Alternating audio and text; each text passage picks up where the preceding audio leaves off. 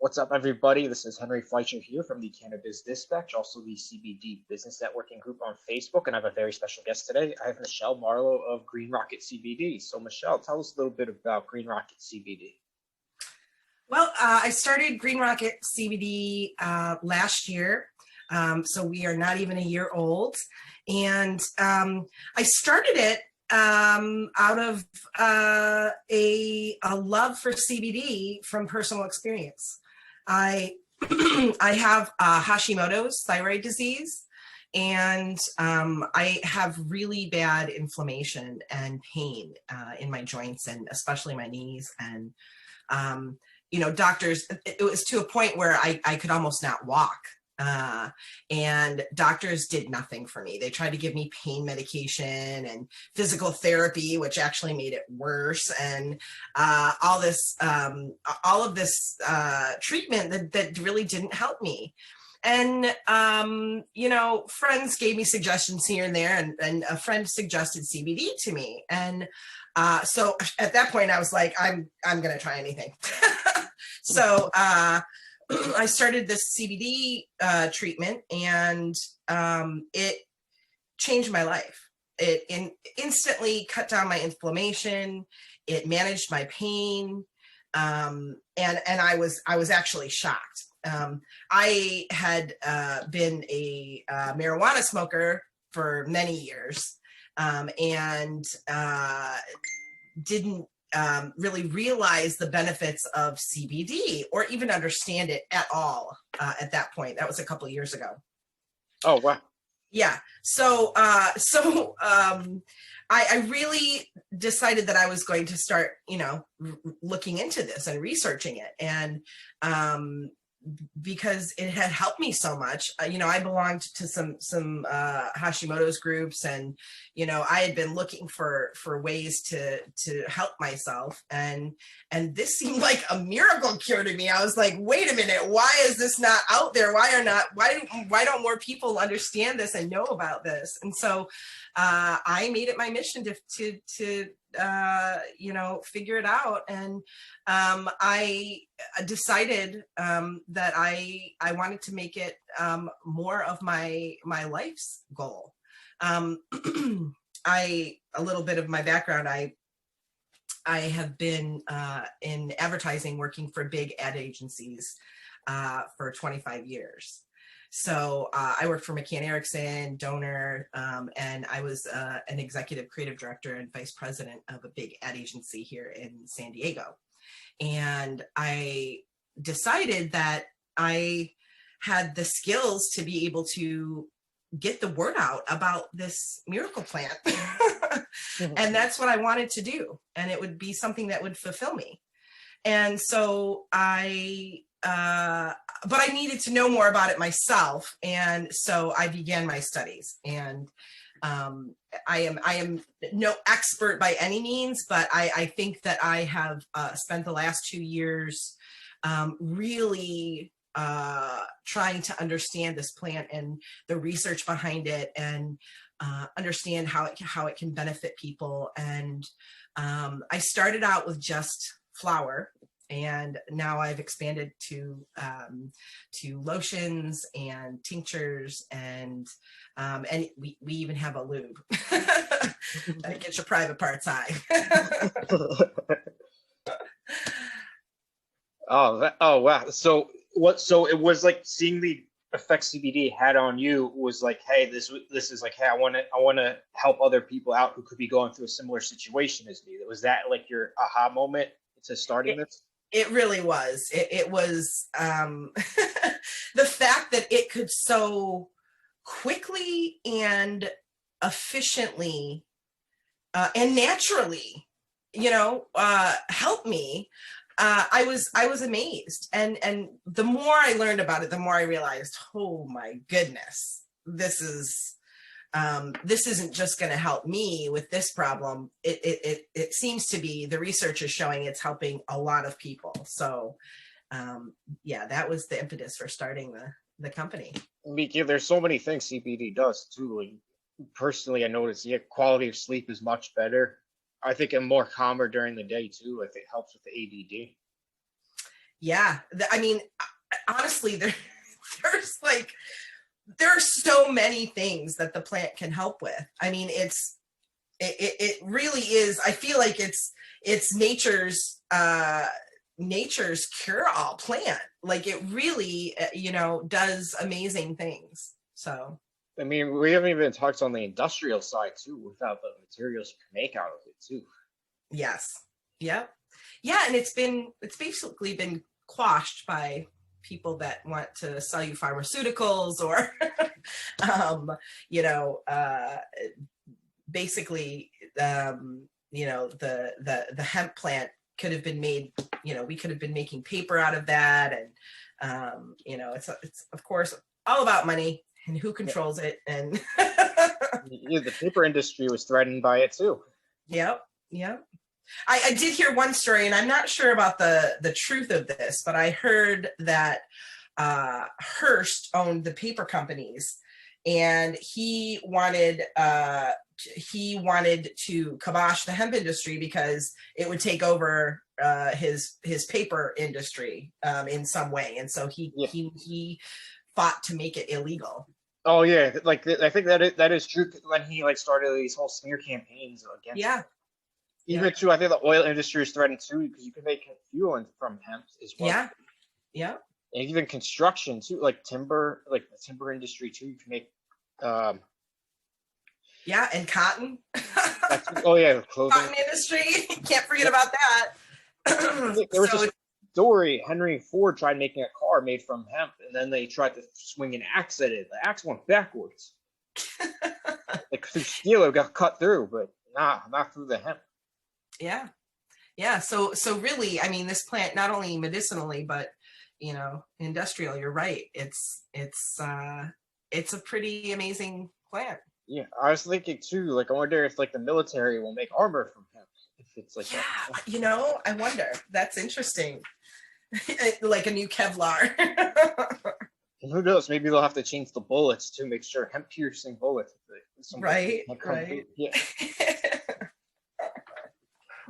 So yeah, I mean, going back to the business side, what was the most challenging thing that you went through when you started? Well, I would say one of the challenging things was that it is a male-dominated industry, and I tell this story because it honestly was so horrific to me that I want to kind of like smash that idea out there. When I first started out, I was going out and I was promoting my products and trying to get my products into distributors and smoke shops, and I went to a distributor here in San Diego, one of the big ones, and I had my whole presentation, and the owner said to me, you would probably be better off if you got a hot chick with big boobs to come in here and present. And I was like, excuse me? He actually said that to me in the middle of the store with a bunch of people around. That's so rude. I was shocked. I was shocked. And I said, well, if that's how you do business, that's not really how I do business. I said, my products, speak for themselves. And, I'm sorry that you feel that way. And he's obviously not somebody that I wanted to do business with, but I was actually shocked. And I shouldn't have been. Coming up in advertising, I was one of the only females when I started out 25 years ago. It really was Mad Men back then. Oh, it was. And so I'd be the only woman in a room of men, presenting ideas. And so that definitely didn't stop me. If anything, it motivated me. But it was a challenge to get the level of respect that our company deserved, and to get in the old boys network. And it's still a challenge, honestly. No, I think it's across a lot of industries though, where it's male dominated. So yeah, Yeah. I think Yeah. I know tech isn't one industry. I think there's other industries as well too, like that. You hear stories about. Yeah. The benefit though, on the flip side of that, I always like to think of the positive. The positive is that I am a female owned business, and that actually opens some doors to people that also are female owned businesses, and that understand that challenge. And so that opens some doors as well. Oh yeah, no, because I think in some ways too, some people want to work more with women though, because it's like it's a different. Men are work much differently. Some people might not working with men as much, but women are much more like compassionate and understanding of different Yeah. things. Yep. So I think that's definitely a benefit of having more female-owned businesses in the space. Yeah. Yeah. It's it's one of the challenges, but also one of the benefits. Oh yeah. So I know this in this current year, what would you say is the toughest part about having a business in 2021? Well, I started my business in 2020, so imagine that. Weirdly enough, COVID actually gave me it gave me the push that I needed to start the business, and it gave me the time I needed to do it. I was able to put 100% of my efforts toward my business, and we actually grew pretty fast in 2020. The market for CBD has been like really crazy, and the laws have been crazy, and never knowing each day whether or not my product was going to be legal or not legal, or which way I should go as far as product development. And so we have managed to stay really light and quick on our feet, and we are able to shift with the market. So we shifted from CBD flower, which had completely like tanked as far as like price. Mm-hmm. Like it was, when I started, it was, CBD was at a pretty good price. And then all of a sudden, like everybody, like the price went like dramatically down. And so all this product like was worth much less than it had been. And everybody wanted D8. And so we were able to shift into that Delta 8 platform pretty quickly, which I think is one of the reasons that we're still alive. Right now, D8's been in the news for the wrong reasons. It's being banned, even in states where cannabis is legal. Yep. It feels like moving backwards, though. Like, you'd think that they would have D8 out on the market. Yeah, it's and it's weird because really, I mean, I'm in California, so we have legal marijuana here, but Delta 8 is they question it, am I allowed to sell this? Is this legal? And honestly, there's a lot of controversy behind that and whether it is legal. So it's scary day to day knowing that at any moment they could make your product illegal. They just made it illegal in New York, and it's pretty unbelievable. And they're making smokable hemp illegal in some places also, which is so bizarre to me. It's the opposite of marijuana. So hemp is federally legal, but states are making it illegal. And marijuana is the opposite. Marijuana is federally illegal, but states are making it legal. So they need to get it together and really, really stop with all of this and just make it legal. Yeah. It should be legal, period. Oh, for like ages, it should have been legal. Yeah. Yes. Even too, like, I wonder if they'll classify D8 with like THC. Who knows? Maybe they'll say, hey, maybe D8's not, it shouldn't be classified with hemp, but it should be classified more with THC. Who knows? And again, this is one of those things that is, supposedly that the DEA considers Delta 8 and Delta 10 and any other THC a THC. So, but that's not legally what it is. Yeah. Because I mean, there's a market for Delta 8 as well too. Some people don't want that extreme high; they just want that little bit. Yeah. Yes. Yeah. Yeah. That's. I mean, honestly, they bred Delta 9 to be so potent that it gives a lot of people anxiety, and it gets people out of their head. And Delta 8 is a way to manage that. It doesn't give you the anxiety that the Delta 9 does, and it is helps you. You can work on it. You can, it's a lot more manageable. Oh yeah, like the thing I love about CBD is you can take that every day, like, and you function really well too. It helps you function. Yes, I, absolutely. with THC, it's like more like the high might be too much where you can't be productive during the day, but it's good. I personally can't work on it at all. I can't really Delta 9, like I say my brain like does this disconnect when if I smoke Delta 9, and I can't even eat Delta 9 edibles at all. But Delta 8 edibles are great. They just give you, it's just a much, for me, it's a much more chill high. It's not just the head high, but it gives you kind of that body head thing. Oh yeah. And so you were mentioning too, like you mentioned how COVID helped you grow as well too. I believe like it's the best time to start. There's no like perfect time to start a business, but during a time of uncertainty is the best time you can get ahead of everything. Yeah. Yeah. And having a product that also helps calm people and relax people and treat people is really fulfilling and needed during this time, right?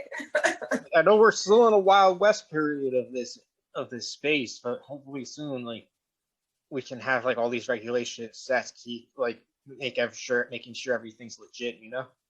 Yeah, absolutely, absolutely. It's I'm working on a new article.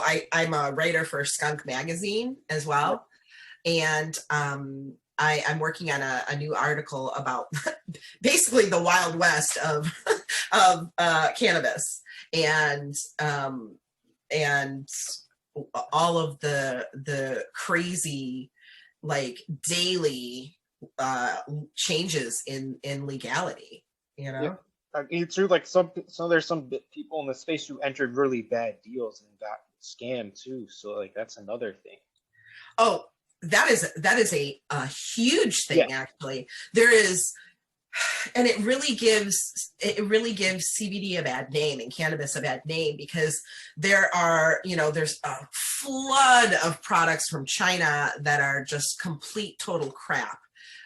There's a bunch of synthetic stuff that's out there. There are people that really cut corners and use, for example, in their pre-rolls, they'll use biomass and just absolute crap in pre-roll, and then they'll put some extracted CBD on it and then call that a pre-roll. Our pre-rolls are 100% organic flower. Everything that we do is lab tested. And that's another thing. Labs, don't even get started on labs. The fake lab COAs out there it's rampant. So honestly, I don't know, unless you get your product tested, or you work with someone that you reliably trust and know and have even been to their factory. You just can't buy stuff from the internet and expect it to be what they say it is, because it probably isn't.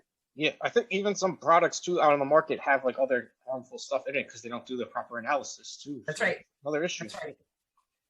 That's right. And I think, and another question I got for you too, like because you started your business during COVID, I know you definitely crammed in a lot during that past year or so. So yeah. Knowing everything you know now, is there anything you would do differently? I would probably, I think that we ramped up really, really well.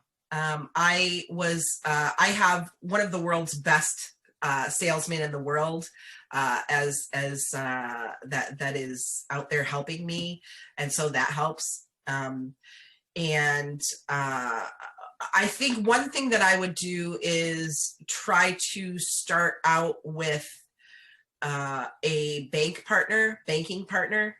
That has been a challenge all the way along, is accepting money and finding a bank.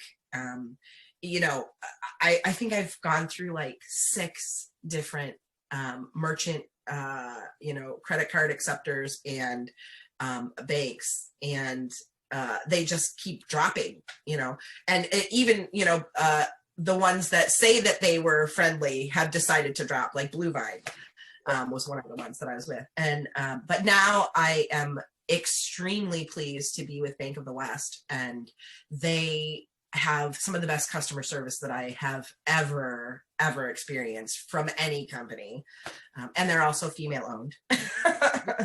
So that was a big draw for me. It's actually why I approached them. I saw this whole article about the CEO, and she is a powerhouse. She's amazing. And the people that they hire, you can tell they are about diversity and making the world a better place, which matches our company morals. Yeah, I know, too, like, because there's some other people in the group too have had, like, were with the big banks, and then like out of the blue, like their accounts were shut down, but then they went with like their local banks, and they're like, hey, everything's been cleared since then. Yeah. They like having the sense of like, hey, I actually know this person at the bank, have a relationship. Yeah. I think it got to be a problem because cannabis companies, marijuana companies, Delta 9 companies were actually pretending to be hemp companies. And so this, they decided to get around the system by pretending to be hemp companies. So then the banks were like, oh, all right, well, we're just going to cut it all off. Even if you're a hemp company, you're high risk. So I had to go through 2 months of vetting to be able to get my account. They had to call all of my labs in. They had to look at my business practices. They had to do a background check. So it was an ordeal, but I'm glad I'm through all of that. Oh, awesome. Yeah, if a customer was to choose between your business and 3 others just like yours, why'd you suggest they give you a try first? I would say quality of product, first of all. A passion for customer service. I think that because we are small, I mean, we are kind of a boutique company, that our level of customer service goes beyond big companies like Koi. We also are avidly out there trying to educate and help people understand the products and what to look for and how to look for them. You know, we back every single one of our products with labs, with quality. We're the farms that we work with in Oregon are amazing. Our Delta 8 suppliers are top notch, and we're some of the only companies that you can actually call the lab results. You can actually call and our COAs, and you will find that they're actually real. Oh, that's awesome. And what's the number one way you currently bring in new customers? I would say it's probably our pop-ups. We do pop-ups around Southern California right now, and we found that it's a great way to educate people. You get to talk to people one-on-one. Here in San Diego, we have a huge tourist population, so we get to talk to people from around the country, and they become customers because we are able to educate them, help them understand the product, help them understand their needs, and then give them an avenue to be able to check that out and research it and themselves, and then and connect with us. So that's been a big way. We also work with a lot of distributors and smoke shops personally. And again, I have a fantastic head of sales, and he really is customer service centric. It's not just about selling you something, it's about helping. Ah, cool. What role has the internet played as your business becomes more prevalent? I'm sorry, say that again. Yeah, what role has the internet played in your business becoming more prevalent? Of course, the internet is very, very important. It's funny, some of our products do better online. Our lube, for example, we have Delta 8 THC lube that it sells much better online than it does in person. I think people I think there's a reason for that. I think people are like, oh, they're intrigued by it. And I cannot tell you how many times I think that people have seen it on our in our pop-up and not bought it, and then gone back to the website and been like, we're buying this. No, I think there's a reason. They don't want to be embarrassed and buy it. Exactly. But we run advertising right now on Pornhub. We are in Skunk Magazine. We have a partnership with Skunk Magazine. And they have a digital aspect of that as well. Mm-hmm.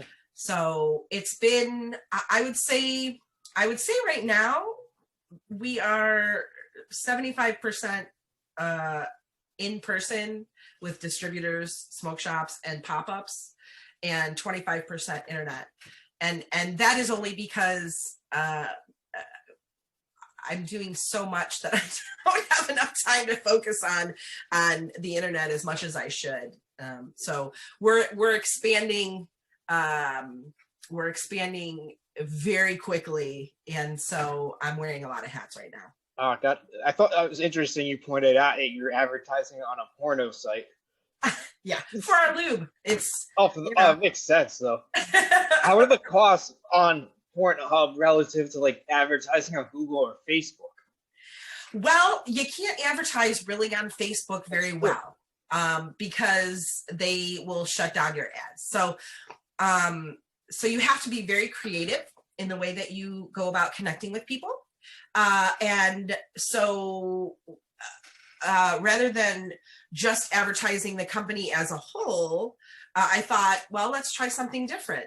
This lube, how can we advertise this? And of course, who's going to use lube the most? People that are, on Pornhub. So it was a natural connection. And their pricing actually wasn't that bad either. So, but I also really believe in influencers and people, because that's the natural way to advertise. So I actually connect with a lot of people on Facebook and social media, and who I say, hey, I want you to try this product, and give me your honest opinion. Tell me what you think. And we have a lot of connections like that as well. Oh, wow. So you mentioned too, the lube is your best selling product. Is it just online? It's the best online selling product. Yes. What's the best in-person selling product? The best in-person selling product is we do what we call our Beach Bomb special with our pop-ups, and to get people to be able to try several of our products, we do a combo pack with a Delta 8 dipped pre-roll, a gummy, one of our full spectrum cannabis gummies, and then one little mini shot of our Delta 8 THC tincture. So they get to try all three at one really low price. Oh, wow. Oh, so that's definitely good to know. So you think that's your best selling product in person because of that deal, because they get to try out a lot of different products. Yeah, we do give away quite a bit of samples. We've got mini gummies, for example. I don't know if you can see that. Oh, it looks nice. Oh, wow. We have little single gummies and little tincture bottles, and because we want people to try the product. Again, when they see the quality of our product next to some other products and they actually try it, we have people almost always come back and say, hey, this is good. This is better than some of the stuff that I'm getting, and our pricing is also at a price point that is really, really good. Oh, cool.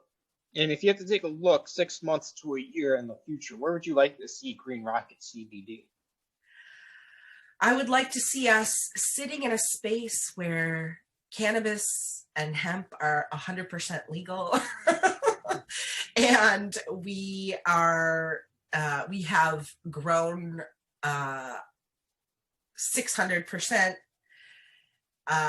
and we have been able to branch out more than just the Southern California market that we branch out more than the Southern California market into having stores and shops and customers around the country. So when you refer to Southern California, does it go from like San Diego up to LA? When you refer to we actually have a representative in San Francisco as well.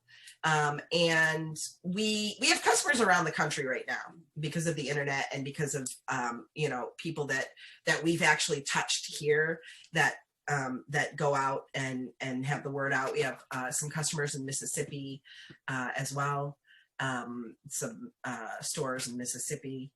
And so, yeah, we're just slowly but surely growing. Oh, yeah, that's awesome to hear. And for a personal opinion too, when do you expect hemp and cannabis to be fully legal? I don't know. I mean, it's all a money game, honestly. It really is. It's who's going to control it and how they're going to control it. And I think it's important for people to make their voices heard about it. I am extremely politically active as well. And I think that it is important for people to know that they need to make their voice heard, and their voice does matter. Contact your representative. Let them know, hey, this product helped me. We feel like it should be legal. Please push for that because your constituents want it to be legal. And if we all put that pressure on, our voices can be heard. I mean, like cannabis and hemp has already added billions of dollars to the economy. I think there's a strong enough case to make it fully legal. And that's actually how it got to be where it is now. People started to seeing the monetary benefit of it, and now it's just a game of who's going to control it. Yeah, so I think it's going to be in the trillions when everything's fully legal. The market size. Absolutely. Especially because it's not just on the consumable part, but you got the medical, obviously construction, industrial too. I think it's going to be, it's inevitable. It is inevitable because the product is, like we talked about, it's helping many, many, many people. People want it. It helps people. The research backs it. Doctors are backing it now. And it is inevitable. How quickly that happens, hopefully quickly, but we'll see. I'm saying, like, even on the construction side, lumber prices are through the roof. Gosh, I know. If you can make lumber from hemp, that price should be cheaper because the growth cycle for hemp is 3 to 4 months to grow a tree. It could be like years. Yep. Well, hopefully people start waking up. And again, that's why we go out and we educate. Yeah, I know, like hemp shirts are more expensive too, but I'm like, hey, if the hemp could be grown like in 3 to 4 months, it should be cheaper. But I guess maybe once the demand goes up, I bet that would probably cause a decrease. Yeah. I bet there's going to be more demand for hemp shirts as well too. Yes, absolutely. Quality. Yeah, I wonder with hemp fuel too, if we'll have like go to a gas station for it, like that's all hemp fuel based. Fill up your car with hemp. Yeah. Well, everything, I mean, solar probably will take over that market eventually, though. Electric and solar. Yeah, even too, like the dream house would be a house constructed of hemp materials. Absolutely. Yeah. I mean, because it's so strong. I think it's more bug resistant too. Yep. Yeah, I think you can I think some people were like, hey, like they were like, oh, I don't know how strong it is. I don't know all this, but like, hemp's already shown how strong it was. Like an axe couldn't cut through it. Really, really, I think it is a lack of information Yeah. that people have. I mean, even our lawmakers, it's a lack of information. There's a lot of, unfortunately, bad information out there, and people that try to manipulate things to their benefit. No, that's what like the people who like the titans of certain industries, they don't want certain information getting out there. They want to control the flow of information as well. That's right. That's right. I know they're trying to put caps on like the THC amount, which doesn't make sense to me too. They don't put the caps on like how strong the alcohol is. Right. Or how strong pharmaceuticals can be. Yeah. So yeah, it's that's, you know, again, pharmaceuticals have a big have big money in this game, and so you know, there are lobbyists who spend their life and billions of dollars to make sure that things that could benefit us Yep. don't. Because even at medical schools too, like doctors are taught all about pharmaceuticals. They don't consider the natural medicine. That they classify that as like alternative medicine. For a while, that was like the main form of medicine. Right, right. It's insane. I mean, ancient Chinese, you know, Ayurvedic medicine has been around for, you know, forever. But somehow pharmaceutical companies with synthetic product have managed to take over, you know, the world. And we need to rethink what we're doing. Oh, of course. Yeah, it's crazy. What advice would you give to somebody who's thinking about entering the space, the CBD space? Boy, there are a lot of people in the business. And so you can't just dip your toe in and expect that you're going to make any kind of progress. I think that you really have to have a passion for this industry to make a company work. I think that you have to have an understanding of branding and an understanding of customer relationships to be able to and a care for quality and not just making money. A lot of people step into this game because they're like, oh, we can make so much money. That's not the reason to get into this game. And if it is, you're going to be bringing down the industry. So don't do it. Oh, yeah. Oh, that's a good piece of advice right there. It was great having you on here. You're always welcome back to be back on later. It's like you have a new announcement for your business, could be a new product or something else. Definitely more than happy. More than happy to have you on again. Yeah, you're welcome. Yeah, it's been great. It's something I'm passionate about, and I like talking about it. So thanks for inviting me. Yep, no problem. You're welcome. Have a good day. Yeah, thanks. Bye-bye.